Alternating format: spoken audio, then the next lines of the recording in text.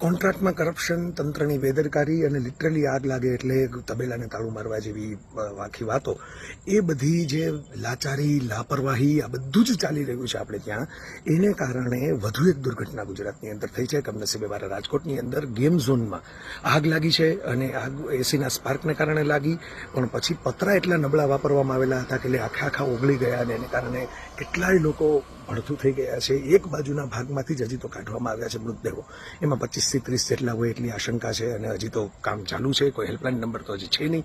અને પછી બધી તપાસની ને બધી મોટી મોટી વાતો થાય છે અને એમાંથી મોટી ભાગની વાતો ખોટી હોય છે. હું બહુ સ્પષ્ટપણે કાયમ માટે કહું છું, હું એક જ એવો લેખક છું કે જેણે મોરબીના ઝુલતા પુલ ઉપર પણ સ્ટેન્ડ લીધેલું કે આ કોઈ માનવ સર્જિત દુર્ઘટના નથી, આ માત્ર ને માત્ર લાપરવાહી, બેદરકારી, ભ્રષ્ટાચાર, કામચોરી, મનફાવે માણસોને ભરી દેવા અને જે તે માલ સામગ્રી વાપરવાની હોય નબળી વાપરવી એને કારણે થયેલી છે. આવું જ મેં સુરતમાં આગ થઈ ત્યારે પણ લખેલું, તક્ષશિલાવાળી, અને વડોદરાની અંદર બાળકો ગુજરી ગયા જ્યારે બોટની અંદર ત્યારે લખેલું. પણ આપણે ત્યાં મિલીભગતથી આવા બધા કામ ચાલતા હોય છે.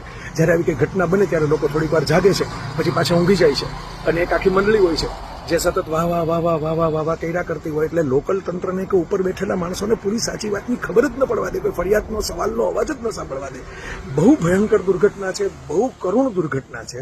કંઈ બધા માણસો ડિઝનીલેન્ડ થોડા જવાના, મિડલ ક્લાસના માણસો વેકેશન હોય, રજા હોય તો પોતાની આસપાસ જ ફરવા જાય અને મોત લઈને આવે.